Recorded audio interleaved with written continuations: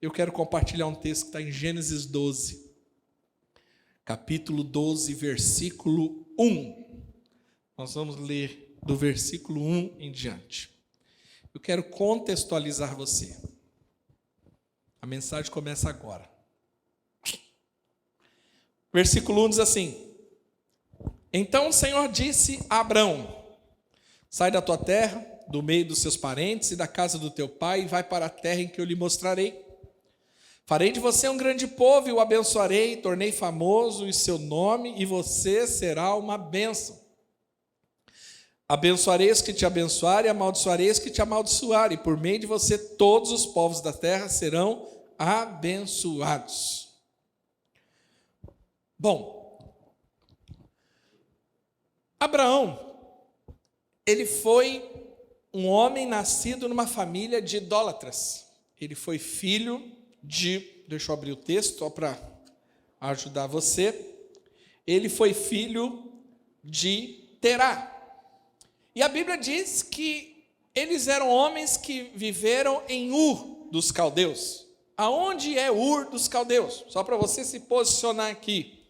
Ur dos caldeus fica na Babilônia, no antiga Babilônia, hoje Iraque. Então, era um lugar de pessoas idólatras, tá? Capítulo 12 de Gênesis já narra bem à frente lá do que nós acabamos de falar aqui sobre Noé. Então, a Bíblia diz que Abraão sobe com seu pai, tá? E para numa outra cidade já, lá em Harã. Chegando em Harã, o pai de Abraão morre. Em Harã, Abraão recebe o chamado, a vocação de Deus. E Deus justamente fala com Abraão e fala assim, olha, sai, volta ao versículo 1, diz assim, ó. Então o Senhor disse a Abraão, saia da tua terra, do meio dos seus parentes, presta atenção, meio dos parentes, e da casa do teu pai, e vai para a terra em que eu lhe mostrarei. E Deus traz uma promessa para Abraão. Deus ali quer trazer um novo começo. Por quê? Porque até o capítulo 12, a Bíblia relata 3 começos de Deus. O primeiro começo de Deus é justamente ali no capítulo 2, 1 e 2 de Gênesis, quando Deus faz os céus e a terra, cria Adão e Eva e coloca no jardim do Éden. É o primeiro começo. Mas todos nós sabemos que Adão e Eva cedem ao pecado e por conta do pecado agora eles saem do jardim do Éden. E ali eu já expliquei agora o que acontece. Aí Deus vem, né? A corrupção humana aumenta. Deus viu que o homem se corrompeu. E aí Deus vem e traz o dilúvio. Está no capítulo 6. Deus fala assim, eu vou acabar com o homem. Mas aí Deus encontra Noé, um homem justo, correto diante de Deus. E ordena Noé que construa a arca. Noé constrói a arca, entra com seus filhos, com as suas noras e com a sua esposa. E agora Noé, com seus 3 filhos, suas noras e esposa, entram na arca. Deus vem, traz o dilúvio, acaba com a humanidade. E agora existe um novo recomeço em Noé. A mesma promessa, a mesma ordem que Deus deu a Adão e a Eva, Deus deu a Noé, vai lá, se multipliquem, prosperem, possuam a terra. Mas Deus em Noé faz uma aliança com Noé que não fez com Adão. Deus fala assim, eu não vou mais exterminar o homem do jeito que eu fiz. Então nunca mais eu vou exterminar o homem com dilúvio. Mas aí Noé sai da arca, né? Cã, Sem, Jafé. Eles ali começam ali a se multiplicar e infelizmente o homem cai, por conta de estar num ambiente de pecado, cai em desgraça de novo. A corrupção aumenta de novo. Aí Deus agora vai começar algo de novo, só que agora Deus vai começar diferente. Em vez de Deus destruir tudo e começar com um homem, tudo de novo, Deus vai começar uma nação no meio de nações. As nações estão corrompidas. Os homens estão corrompidos. Mas Deus tem uma aliança de não destruir o homem por completo. Então o que Deus faz? Eu vou levantar um homem. Perdão. E através desse homem, eu vou levantar uma nação. Então eu vou levantar Abraão. Abraão vai ser pai de uma nação. Abraão é o início da nação judaica, dos hebreus ou dos israelitas. Ele é o pai dessa fé. E a Bíblia diz que através dessa nação, ele seria adorado no meio das nações idólatras. E aí, Abraão é o terceiro começo de Deus na terra. E Deus separa Abraão e fala: Abraão, sai da tua terra, da tua parentela, dessa região idólatra e vai para onde eu vou te mostrar. Abraão tem que sair de Harã em direção à terra prometida. Harã é a divisa lá na Síria, lá em cima. Então, quando eu levanto assim é por causa do mapa, tá? Então, se você olhar no mapa lá, você vai ver Ur dos Caldeus aqui na Babilônia, né? Do lado do rio Tigre. E aí ele sobe, para em Harã, aí ele desce no mapa e para em Canaã. Aí depois ele desce mais um pouco e vai para o Egito, porque ele sobe de novo. Eu me lembro das minhas aulas de geografia bíblica, tá? Eu tive que decorar tudo isso para minha prova na época. Isso faz uns 15 anos, 20 anos. Mas eu lembro até hoje. Então, Abraão agora está em Harã e ele agora está na divisa do deserto. Então, Abraão tem que deixar Harã. O que é Harã para Abraão? É uma cidade totalmente estruturada. A segurança dele está ali. Os negócios dele estão ali. Abraão tem 75 anos nessa época. Irmão, tem gente aqui com 40, 50 que já está pensando em parar. Abraão está com 75 anos, está mudando de país. Imagina Deus chega para você e fala assim, ó, muda de país, agora eu vou te levar para a Austrália, vou te levar lá para o Canadá. Tem gente aqui que não consegue nem ir para Jundiaí mais, de cansado. Se pensar em mudar dentro da cidade de Itatiba, já falei, não vou mudar. Então Deus fala para ele, vai ter que mudar, vai sair da segurança da sua casa. Vai sair das seguranças dos negócios da sua família. E você vai para o meio de um deserto que você não conhece, para uma terra que você não conhece, para aprender a depender de mim. E a Bíblia diz no versículo 4. Vai lá no versículo 4. Partiu Abraão como lhe ordenara o Senhor, e Ló foi com ele. E Abraão tinha 75 anos quando saiu de Harã. Então agora Abraão, com 75 anos, com a sua mulher idosa, com seu sobrinho Ló e com alguns pertences ali, ele vai embora em direção à terra prometida. E aí ele desce em direção à terra prometida. Versículo 5. Levou sua mulher Sarai, seu sobrinho Ló, todos os bens que havia acumulado e os seus servos, comprados em Harã, partiram para a terra de Canaã e lá chegaram. Vamos continuar. Abraão atravessou a terra até o lugar do carvalho de Moré, em Siquém. Naquela época, os cananeus habitavam nessa terra. O Senhor apareceu a Abraão e disse, então perceba que em Harã, Deus fala com Abraão. Abraão obedece. Quando ele chega em Canaã, Deus fala com ele de novo. O Senhor apareceu a Abraão e disse, a sua descendência darei a essa terra. Abrão, por enquanto é Abrão, construiu ali um altar dedicado ao Senhor que lhe havia aparecido. Então, qual que é a primeira coisa que Abraão faz quando ele chega na terra prometida? Ele constrói um altar. Ele levanta um altar em adoração a Deus.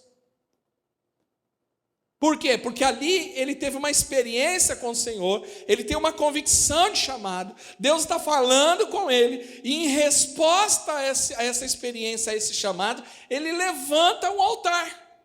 Vamos continuar. Dali prosseguiu em direção às colinas do leste de Betel, onde armou o acampamento. Ele agora não só constrói um altar, ele edifica algo de fato. Ele consolida raízes, ele constrói um acampamento. Agora ele está dizendo, eu vou ficar aqui, eu estou aqui adorando a Deus, aqui é o lugar do meu chamado, aqui é o lugar do meu propósito, e eu vou aqui estabelecer algo com o Senhor e viver o propósito de Deus. Dali prosseguiu em direção às colinas de Betel, onde armou o acampamento, tendo Betel a oeste e leste. Construiu ali um altar dedicado ao Senhor e invocou o nome do Senhor. Perceba que ele constrói outro altar e glorifica o nome do Senhor. E o Senhor é com ele. Versículo seguinte. Depois Abraão partiu e prosseguiu em direção a Neguebe. houve fome naquela terra. E Abraão desceu ao Egito para ali viver algum tempo, pois a fome era rigorosa. Então, em vez de Abraão ficar na terra que Deus deu para ele, por causa da fome, por causa da crise, a gente fica ouvindo de crise hoje, você acha que crise é nova. Não, essa história tem 4.000 anos. Então, a crise está aí, né? E eu já estou com 45 anos e já estou meio macaco velho com crise. Desde quando que eu me conheço, gente, eu ouço falar de crise. Né? Então, não se assustem. A vida é cíclica, as crises são cíclicas e nós não podemos ficar parados na crise. Amém? Mas houve fome naquela terra e Abraão desceu ao Egito para ali viver algum tempo, pois a fome era grande. E agora ele deixa Betel, deixa o altar, deixa o lugar onde ele foi chamado para manifestar o propósito de Deus e por causa da crise ele desce para o Egito. E aí começa a acontecer alguns problemas. Porque toda vez que você deixa o altar, que você deixa a casa de Deus, que você Betel a casa de Deus, que você deixa o propósito do Senhor, as coisas começam a entortar. Vamos lá. Quando estava chegando ao Egito, disse a Sarai, sua mulher, bem sei que você é bonita. Olha o tipo de homem que Abraão era. Quando os egípcios a virem, dirão, esta mulher é dele, me matarão, mas deixarão você viva. Diga que é minha irmã, para que me trate bem por amor a você e minha vida seja poupada por sua causa. Lazarento ele, né? O cara virou e falou, você é bonita, vamos chegar lá, vamos jogar um migué, você é minha irmã, porque senão os caras vão me matar. E faz o seguinte, fala que é minha irmã, pelo menos eu estou poupado. O cara, em vez de cuidar da esposa, ele jogou a mulher para os caras. E o negócio ia piorar. Vamos lá. Quando Abraão chegou ao Egito, viram os egípcios que Sarai era uma mulher muito bonita. Vendo os homens da corte de Faraó, elogiaram diante de Faraó e ela foi levada ao seu palácio. Na hora que Faraó ficou sabendo que Sarai estava lá e ela era bonitona, Faraó falou assim, eu vou pegar. Ele não estava sabendo de nada, ele é Faraó. E Abraão não faz nada, pelo contrário. Vamos continuar. Ele tratou bem Abraão por causa dela, e Abraão recebeu ovelhas e bois, jumentos e jumentos, servos e servas e camelos. Mas o Senhor puniu a Faraó e sua corte com graves doenças, por causa de Sarai, mulher de Abraão. A graça de Deus é um negócio inexplicável, né? Por isso Faraó mandou chamar Abraão e disse, o que você fez comigo? Porque não me falou que ela era sua mulher. E vamos encerrar dizendo, porque disse que era sua irmã, foi por isso que eu a tomei para ser minha mulher. Aí está a sua mulher, tome e vá embora. Ele foi expulso do Egito. O que eu quero trazer hoje para nós podermos refletir um pouco sobre essa história? A Bíblia diz que Abraão tem o chamado de Deus, chega no lugar onde Deus estabeleceu e edifica um altar. E é interessante que ele faz isso 2 vezes. Mas aí no dia da crise ele abandona o lugar do altar. Ele abandona o lugar do propósito de Deus. E ele vai para o Egito. O altar, ele aponta para a nossa vida espiritual. Porque o altar é lugar de adoração. O altar, ele é lugar de sacrifício. O altar fala da nossa vida espiritual.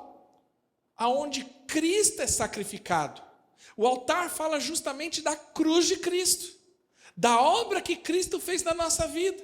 O altar fala onde Deus é adorado, que Deus é estabelecido.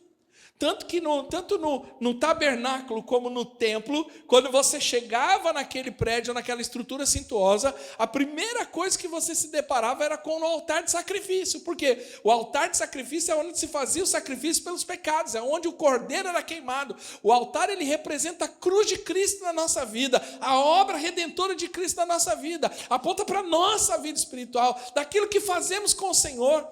Fala da importância do Senhor na nossa vida, porque o altar é onde eu reconheço quem Deus é. Perceba que até então não fala que Abraão edificou alguma coisa, mas quando ele tem a experiência com o Senhor e ele chega onde Deus o chamou para chegar, ele estabelece um altar e invoca o nome do Senhor, ele estabelece o altar em nome do Senhor para exaltar o Senhor, porque altar é onde eu reconheço Deus. Altar é um lugar onde eu honro ao Senhor, onde eu exalto ao Senhor. Altar fala da nossa vida espiritual e da centralidade de Cristo na nossa vida.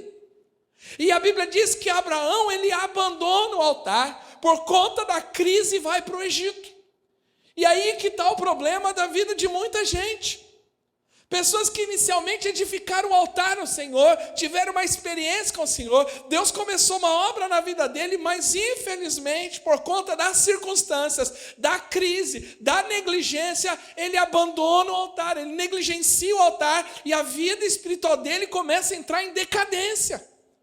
Porque nós temos visto pessoas em decadência espiritual, e você percebe, é interessante nesse texto que fala que ele desceu ao Egito. Ah, pastor, mas é uma questão geográfica. Hoje nós temos essa percepção geográfica, mas na época não tem. Mas quando fala de descer ao Egito é por causa disso. Porque toda vez que você negligencia o altar do Senhor, você cai espiritualmente. Você tem um declínio espiritual na sua vida. Quantas vezes eu ouço pessoas falando, nossa, teve uma época na minha vida que eu orava, que eu buscava, que eu clamava, que eu acordava de madrugada para orar, eu li intensivamente a Bíblia, eu buscava ao Senhor, sabe, nessa época, mas hoje eu não consigo, eu estou apático, eu estou desanimado, sabe, eu não consigo, mas a vida espiritual dela está apática e, consequentemente, a vida dela também está em declínio. Sabe, a Bíblia diz que ele abandonou. E qual que é o problema de negligenciar o altar? É a nossa decadência espiritual. Abra comigo em Malaquias, capítulo 1.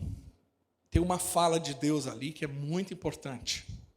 Diz assim o texto, capítulo 1 de Malaquias, versículo 6. Malaquias é um profeta que vem exortar o povo. O povo na época de Malaquias é um povo que tinha acabado de voltar do exílio babilônico. Eles passaram 70 anos no exílio babilônico. Isso eu estou falando aí por volta de 400, 500 antes de Cristo, tá? E eles voltam do exílio babilônico. Só que quando esse povo volta para a terra prometida, que essa história é narrada em Neemias e Esdras, a história, né? Mas você tem os profetas contemporâneos dessa época, que você tem o próprio Malaquias, Ageu e Zacarias. São contemporâneos, são profetas para esse momento. E por que Deus levantou esses profetas? Para exortar o povo, porque quando o povo volta da Babilônia, o povo volta para reconstruir o templo e para reconstruir a cidade. Só que aí o que aconteceu? Eles abandonam o templo, eles abandonam a casa de Deus e eles começam a se preocupar com as suas próprias vidas. O texto de Ageu, o próprio profeta fala, vocês aí estão preocupados em morar em casas estucadas e lindas, maravilhosas, enquanto a minha casa há de ficar deserta. Por causa disso, vocês não estão prosperando. Por causa disso, vocês colocam tudo num saco furado e vocês não veem prosperidade, não vê fruto. Por quê? Porque a minha casa está deserta. Então, Deus está corrigindo a negligência espiritual do povo. E Deus está corrigindo a falta de cuidado com as coisas de Deus e com a vida espiritual do povo. Porque o pessoal estava preocupado em cuidar da sua própria vida. E é tão interessante que um texto que foi escrito há centenas de anos atrás é tão real para os dias de hoje. Olha o que o texto de Malaquias diz no versículo 6. O próprio Deus falando. O filho honra seu pai, e o servo seu senhor. E eu sou o pai, onde está a honra que me é devida? Porque altar fala de honra. Altar fala daquilo que é prioridade na nossa vida. Daquilo que é realidade de fato para nós. Deus está falando, o filho honra seu pai, o servo seu senhor, e eu sou o pai, aonde está a honra que me é devida? Eu sou o Senhor, onde está o temor que me devem? Pergunta ao Senhor dos exércitos a vocês. No texto de Malaquias capítulo 1, Deus faz algumas perguntas. E a primeira pergunta que ele faz é isso mesmo. Ele fala assim: são vocês que desprezam o meu nome? Mas vocês perguntam: em que maneira desprezamos o teu nome, Senhor? E aí o próprio Senhor responde: trazendo comida impura ao meu altar. E mesmo ainda assim pergunta de que maneira desonramos, ao dizerem que a mesa do Senhor é desprezível. Então perceba aqui um engano.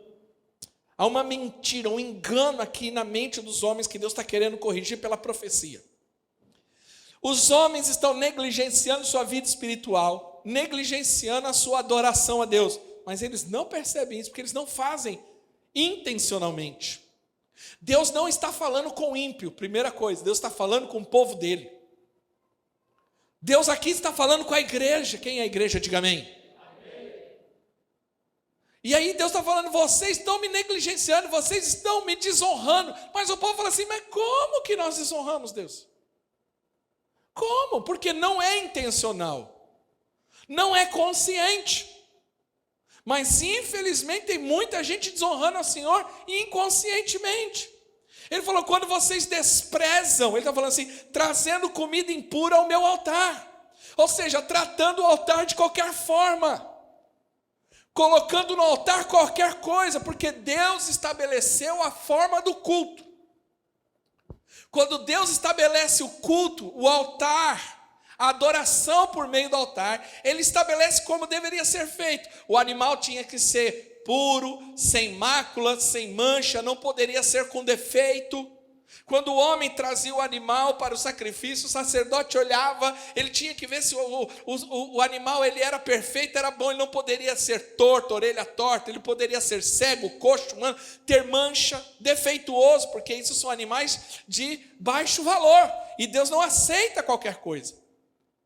E aí a Bíblia diz que vocês estão trazendo qualquer coisa, vocês estão entregando um culto meia boca para mim.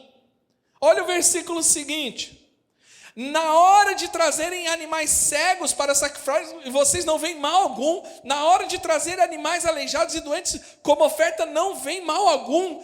Tente oferecê-los de presente ao governador. E será que ele se agradará de vocês? Será que ele os atenderá? Pergunta o Senhor dos Exércitos. Deus está falando: vocês estão negligenciando sua adoração, seu culto. Vocês estão fazendo de qualquer jeito, porque existe um engodo satânico na mente de muita gente. Qual que é a mentira? Para Deus serve, é para Deus, eu estou fazendo para Deus. Deixa eu te falar uma coisa: para Deus não serve qualquer coisa. Entenda a coisa: eu sou a criatura, Ele é o Criador. O Criador define como deve ser adorado, não a criatura. Não sou eu que defino o culto, é Deus. Deus é que define o meu culto, Deus é que define a adoração. Não sou eu que acho ou suponho que o que eu fizer, Ele vai aceitar. Não, e que Deus tem obrigação de aceitar. Não é assim, isso é mentira. Não, para Deus qualquer coisa serve. Deus está falando: não, na hora de trazer animais cegos, coxos, vocês não veem mal algum. Ou seja, na hora de eu entregar um culto meia boca, de qualquer jeito, eu conduzo a minha vida espiritual de qualquer jeito, eu levo a vida cheia de desculpas, negligenciando a minha vida espiritual, negligenciando o meu culto, e eu acho que assim Deus se agrada de mim. Ele falou assim: tente fazer isso com as autoridades naturais e veja se eles recebem. Por que com os naturais eles não recebem e eu tenho que receber? Então imagine como você se sentiria. Vou dar 2 exemplos. Imagine uma pessoa famosa. Vamos pensar numa pessoa famosa. Eu tenho dificuldade de pensar, mas vamos lá. Vamos pensar numa pessoa famosa que não dê problema, né? Não vamos tirar da política. Pode dar problema. Vamos pensar no Cristiano Ronaldo, é neutro. Tá bom? Os maiores jogadores de todos os tempos. Cara, campeão da Champions League.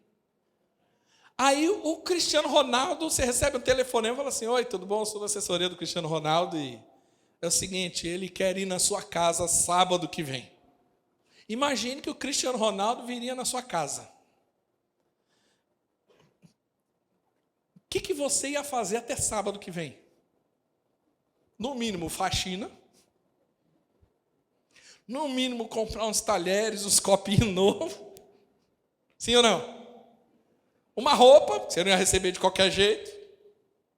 Não é assim? Você não ia preparar tudo?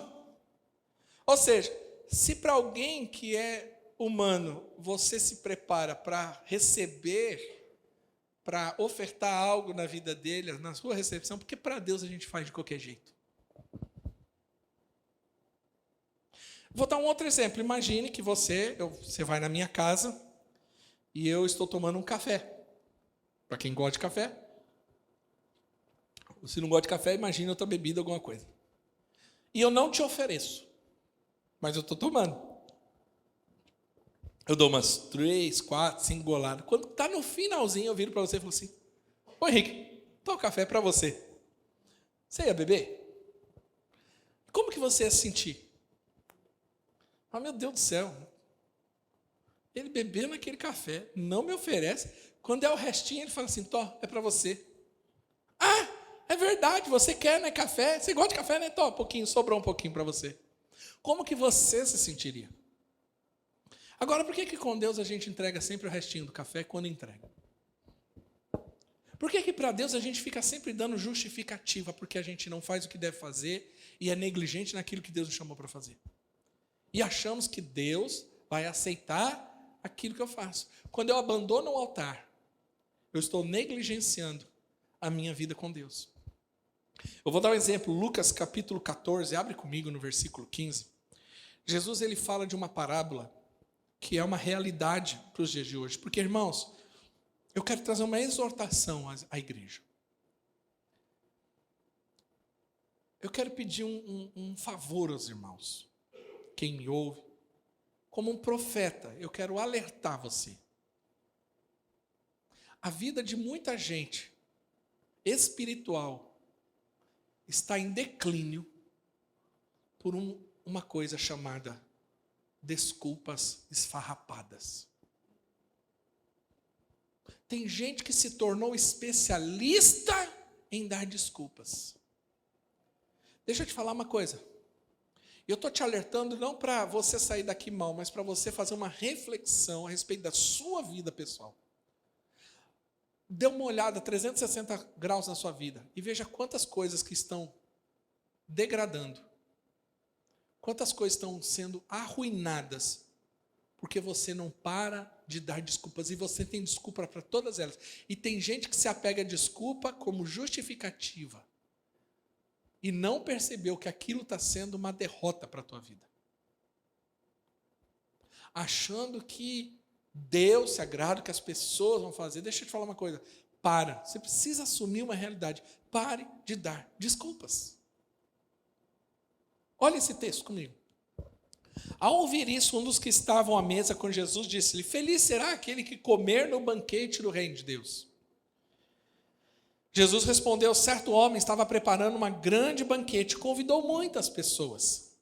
Na hora de começar, enviou seu servo para dizer aos que haviam sido convidados: venham, pois está tudo pronto. Então ele está contando uma parábola, que o homem preparou um grande banquete. Irmão, quem prepara um banquete, ele não faz isso do dia para a noite. Ele manda um convite. Ele fala: quero te convidar. Tal dia, tal horário. Vai ter um banquete na minha casa. Vai ter aqui um momento especial. E eu quero me alegrar junto com você. No dia que chegou esse dia especial, ele falou para o servo dele: vai lá e chama os convidados. Convidado quer dizer que foi antecipadamente convidado. Ninguém foi chamado no último momento. Mas aí, vamos continuar o texto. Mas eles começaram um por um a apresentar desculpas. O primeiro disse: acabei de comprar uma propriedade, preciso vê-la. Por favor, me desculpa, mas não consigo ir. Próximo. Outro disse: acabei de comprar 5 jutas de bois e estou indo experimentá-las. Por favor, me desculpe, não dá para eu ir no seu banquete. Ainda outro disse: acabo de me casar, por isso não posso ir. E o servo voltou e relatou isso ao seu senhor. Então o dono da casa irou-se e ordenou ao seu servo: vá rapidamente para as ruas e becos da cidade e traga os pobres, aleijados, cegos e mancos. Perceba que o Senhor ficou irado. Ele não aceitou as desculpas. Ele falou: eles não querem, então eu vou chamar outro. Era para eles, era para honrar eles, era para abençoar eles, era para eles desfrutarem. Mas como eles não valorizam a minha presença e aquilo que eu posso dar, eu vou dar para outro. Infelizmente tem gente que virou especialista em dar desculpa. E veja que toda desculpa é justificável. Ah, mas eu comprei um terreno, sabe como que é? Eu juntei a vida toda, trabalhei tanto, eu preciso ir lá. Então hoje não dá para ir, meu amigo. Hoje eu não posso ir para o culto, hoje eu não posso ir para a célula, eu não posso me comprometer no ministério, por quê? Porque eu tenho coisa para fazer, eu tenho um empreendimento novo para fazer, sabe? Eu estou com um negócio, então eu não tenho tempo para você. Tem gente que virou especialista. Nós precisamos tomar cuidado, irmãos, porque essa vida moderna que nós estamos vivendo nesses dias, ela está tomando a vida das pessoas de uma tal maneira que hoje ninguém mais tem tempo para nada. É marido que não tem tempo para a esposa, é esposa que não tem tempo para marido. É pai que não tem tempo para filha, filho que não tem tempo para pai. É discípulo que não tem tempo para o Jesus. É gente que não tem tempo para o Senhor, para o ministério, para a obra, para vir na igreja. Irmãos, eu estou assustado com a frequência, a maneira como os irmãos têm frequentado a igreja. Está pior do que bem me quer e mal me quer. Porque bem me quer e mal me quer, dia sim, dia não. Tem gente que assim, vai 2, vem 1, falta 2. Vem 3, falta 4. E assim vai. Não tem frequência. E eu ligo para os irmãos com o pastor. Eu mando mensagem, irmão, eu encontro na rua, irmão, eu senti a sua falta no culto. É isso aqui. Ah, pastor, chegou um parente na minha casa lá, sabe como é que é? Sabe como é o quê? É domingo. A sua prioridade é o Senhor. Sua prioridade é o culto. Ah, mas chegou uns parentes lá. Traz para o culto. Ah, eles não querem ir para o culto. Deixa eles lá e vem para o culto, depois você volta para casa. Eu faço isso. Ah, pastor, é má educação. Eu prefiro ser mais educado com o parente do que abandonar o meu Senhor. Ah, mas eu vou no culto o ano todo. Mas o ano todo você não tem o teste que você está tendo naquele final de semana. Tem gente que vem para o culto porque não tem o que fazer. Porque quando tem o que fazer, não vem no culto. Entendeu? Tem gente que é assim. Ah, eu vou na célula, mas o dia que ele tem um compromisso na célula é secundário. O culto é secundário. Adorar a Deus é secundário. Veja que a decadência naquele momento na vida de Abraão foi porque ele abandonou o altar. Abandonou a vida espiritual, ele deu desculpa. Olha, eu comprei a junta de boi. Vamos parafrasear para uma versão mais moderna. Eu comprei um carro novo, sabe como que é? Estou cansado de andar de ônibus, estou pagando muito Uber, agora que eu tenho o meu carro, eu vou dar uma volta com ele, eu vou testar a potência do motor. Então, que hora? Ele tem 7 dias de semana. Ele tem 31 dias no mês, quando tem 31. Mas ele decide testar o carro no domingo, na hora do culto. Entendeu? Ele decide ter aquele compromisso no mesmo dia da célula. No mesmo dia da reunião discipular. A desculpa é para aquele dia. Ele tem todos os dias. Não, mas naquele dia eu não posso, naquele momento. Olha, eu vou casar. Sabe como que é? Casal, né? Eu tenho que casar. Eu tenho que cuidar da minha casa. Porque primeiro vem a casa do Senhor, sim. Primeiro a sua casa. Mas a Bíblia diz que casa firmada na areia, você já começa a sua vida de casamento, deixando de vir no culto, porque você acabou de casar, já mostra onde está firmada a tua casa, na areia. Por isso que a gente está vendo um bando de crente separando. Esses dias eu li uma matéria que igualou. O número de separação do mundo está o mesmo dentro da igreja, porque está cheio de crente firmado na areia. Caindo em desgraça. Sabe por quê? Porque a palavra não tem mais efeito na vida. Tempo atrás, cuidando de um casal, brigando, se separando. Falei, vocês precisam se consertar, aconselhando e tal. Tá bom, se resolveu. Aí, 2, 3 domingos não vieram no culto. Falei, irmão, por que você não veio no culto? Ah, sabe, pastor, agora a gente tá bem, pastor, a gente está bem, nosso casamento está bem. Então, pastor, eu percebi que para a gente ficar bem, a gente precisa ter um tempo para nós.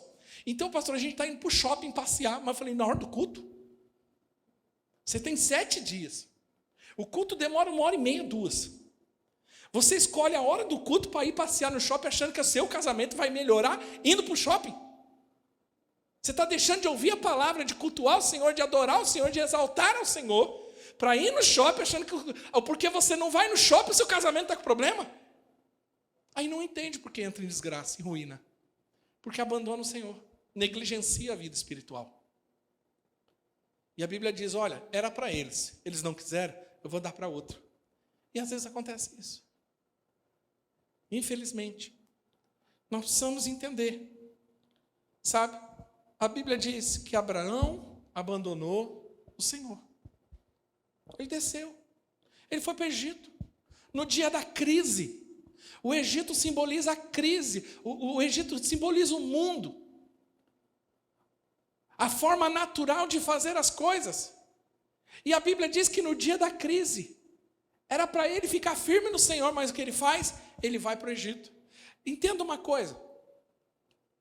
Abraão estava sendo treinado. A partir do capítulo 12, começa a história de Abraão. Abraão, ele começa a ser treinado e preparado para ser o pai da fé. Veja bem. Abraão, ele é responsável por ser o pai da fé judaica.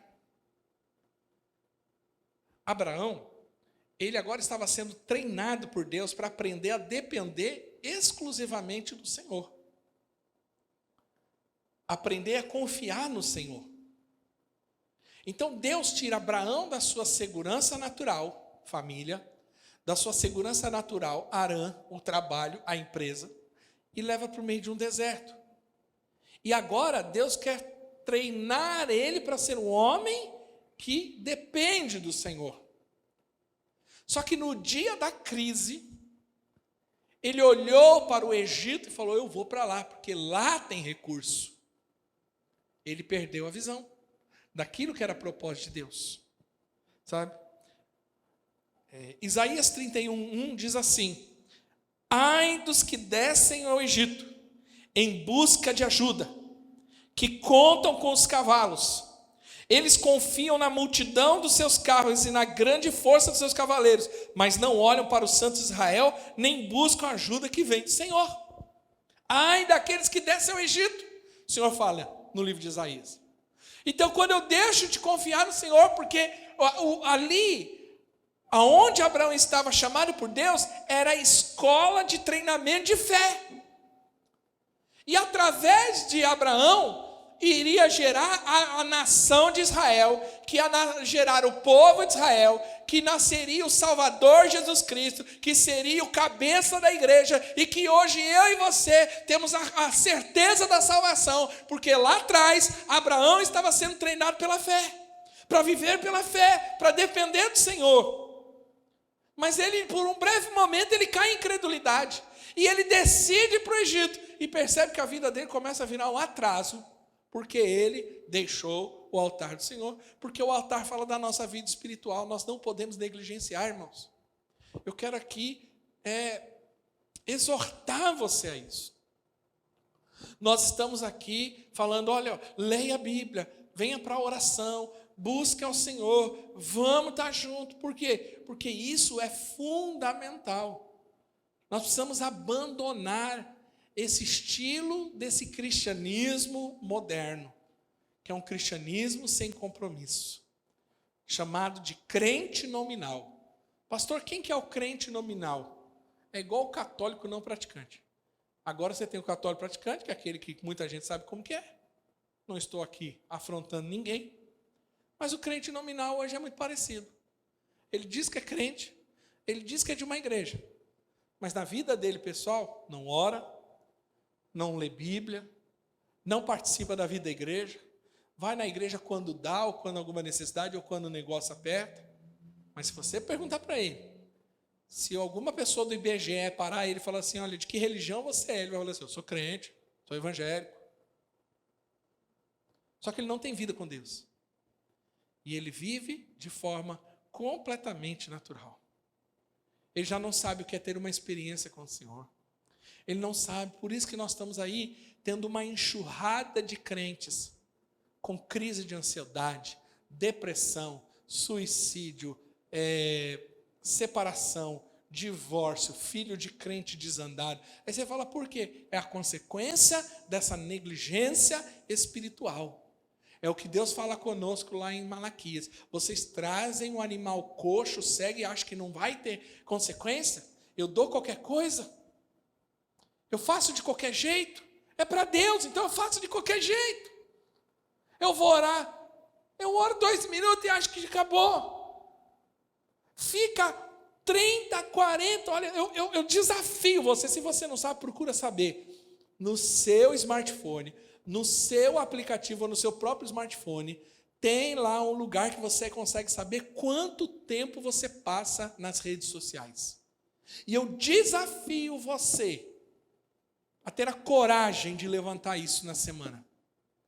E você coloca na sua geladeira, você coloca um papel, quanto tempo você passa nas mídias sociais? Quanto tempo você passa assistindo streaming, Netflix, seja qual for? E quanto tempo você passa para ler a Bíblia e orar? Quando você encarar isso, eu quero que você coloque na sua geladeira. E quando você olhar para isso, você vai entender o porquê que a sua vida está do jeito que está.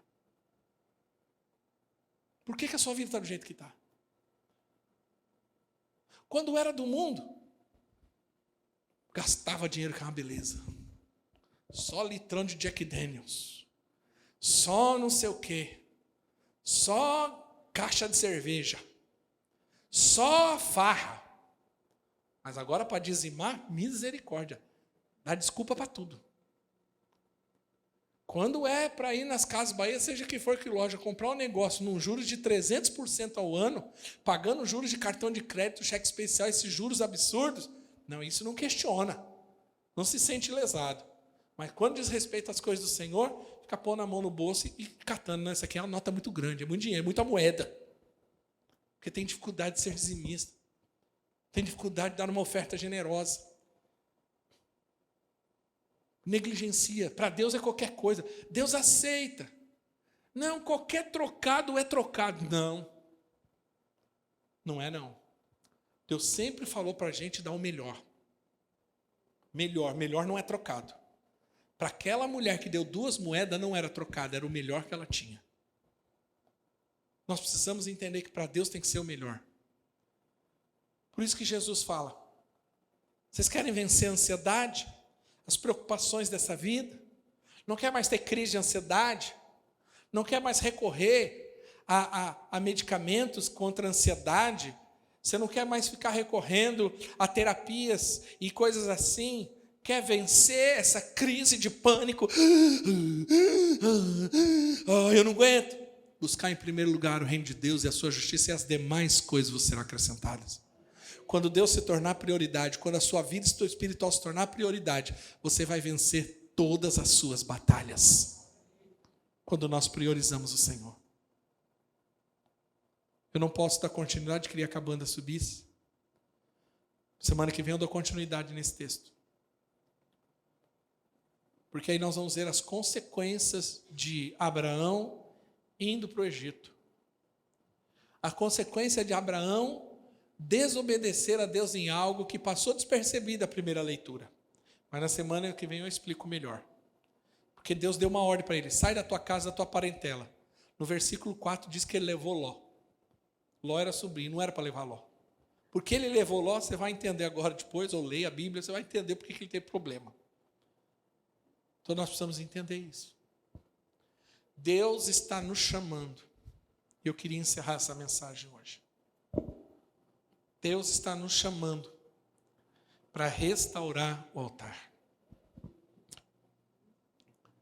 Quando você olha Elias contra os profetas de Baal, e Elias faz o desafio aos profetas de Baal, a Bíblia diz que os profetas de Baal passam um dia invocando o seu Deus e não tem resposta. Mas Elias fala assim, vamos fazer 2 altares, você faz para o teu Deus e eu faço para o meu. Mas a Bíblia diz, depois você dá uma olhadinha lá, 1 Reis 18. A primeira coisa que Elias faz, ele restaura o altar. Ele não ora, ele não jejua, ele não dá oferta, ele não entrega o Isaac, ele não. Ele, primeira coisa, ele restaura o altar. E a Bíblia diz que após ele restaurar o altar, ele faz uma oração simples, curta. Mas Deus responde com fogo. Às vezes nós queremos resposta de Deus, mas estamos com o altar quebrado na nossa vida. O altar do nosso casamento. Deus, traz restauração do meu casamento. Você precisa restaurar o altar do teu casamento. Você sabia que o leito de um casal é um altar? Já tinha ouvido falar nisso? O leito de um casal é um altar. Tanto que a primeira noite de um casal, altar é lugar de derramamento de sangue. A primeira noite de um casal, há o derramamento de sangue. É um altar. E a Bíblia diz que o leito deve ser sem mácula. A cama é algo sério para um casal. Sabia disso? Um dia eu quero pregar sobre isso. Cama não é lugar de você ficar vendo televisão. Sabia disso? Cama não é lugar de você ficar passando a madrugada no celular. Cama não é lugar para os outros ficar deitados. A sua cama não. Ah, vem parente, vem vizinho, filhos. Vai tudo, deita lá na cama. Minha cama é altar. Aqui é lugar do casal. Tem que levar com seriedade. Cama é lugar onde o casal tem intimidade. Onde o casal gera. Restaura o altar da tua família, da relação dos seus filhos. Restaura o altar do seu ministério. Tem muita gente fazendo ministério na força. Deixa eu te falar uma coisa. Nas nossas escolas, nos nossos cursos, nos nossos discipulados, eu vou te dar um método. O método, nós temos um método. Nós temos um método de como fazer a célula, de como liderar, de como adorar. Tudo isso tem método. Porém, não são os métodos que funcionam. É a unção. Quando eu falo de altar, fala de unção. Por que tem líder de língua de fora? Nossa, eu estou fazendo a célula, nada acontece, nada muda, mas eu estou fazendo igualzinho o manual, igualzinho meu discipulador fala para fazer. Eu vou lá, eu faço quebra-gelo, eu faço louvor, eu faço isso, eu faço aquilo. Você está fazendo, mas está faltando uma coisa chamada unção. Óleo. E óleo não vem por meio do método, óleo vem por meio da oração, do clamor, do ministério, do altar de Deus. Do altar do Senhor. Para cada 1 hora que eu tenho que pregar aqui, eu tenho que gastar no mínimo de 3 a 6 horas buscando durante a semana, só pela mensagem. Você entende? Para produzir 40, 50 minutos de pregação, você tem que ter, no mínimo, 3 horas de vida com Deus, para chegar lá e pregar o que precisa pregar. Quantos estão entendendo? Diga amém. Deus está te dando agora a chave para a prosperidade do seu ministério, da sua família, do seu casamento e dos seus negócios. Você tem negócio? Como que você começa seu negócio? Segunda-feira, 8 horas da manhã, e vamos fazer. Então, como que você deveria começar? Chegar mais cedo na empresa. Vou orar aqui nesse lugar. Vou percorrer as salas. Eu vou percorrer meu ambiente. Ah, mas eu trabalho só na internet. Tudo bem, então eu vou ficar aqui orando na frente do meu computador. Senhor, abençoa meu negócio. Eu quero colocar diante do Senhor a minha semana. Senhor, eu tenho que falar com esses clientes, eu tenho esses contratos, eu tenho essa circunstância no banco, eu tenho essa situação. Terça-feira é meu dia de trabalho, meu primeiro dia. Segunda-feira é minha folga. Terça-feira é o meu dia em que eu começo oficialmente a trabalhar. Eu chego, abro a porta lá e venho direto para a sala de oração. Eu só deixo a minha mochila dentro da sala, pego a Bíblia, pego uma caneta, pego um caderno, venho para a sala de oração e fico ali um tempo, lendo, orando, colocando diante do Senhor. Eu pego a minha agenda, eu coloco todas as minhas obrigações da semana. Senhor, eu tenho fulano para atender, eu tenho essa situação, eu tenho isso, aquilo, e eu vou colocando diante do Senhor. Eu vou orando. Senhor, abençoa o meu dia, abençoa a minha esposa, abençoa minhas filhas. Senhor, abençoa a igreja. Eu oro por você todos os meus dias. Eu oro por você que está trabalhando. Eu oro por você. Senhor, cuida disso. Mas depois eu me levanto e vou fazer o que eu preciso fazer. Eu estou te dando uma chave para você restaurar o seu altar e você ver respostas de Deus sobre a tua vida. Aonde você precisa de resposta de Deus, restaura o altar. Fica de pé em nome de Jesus.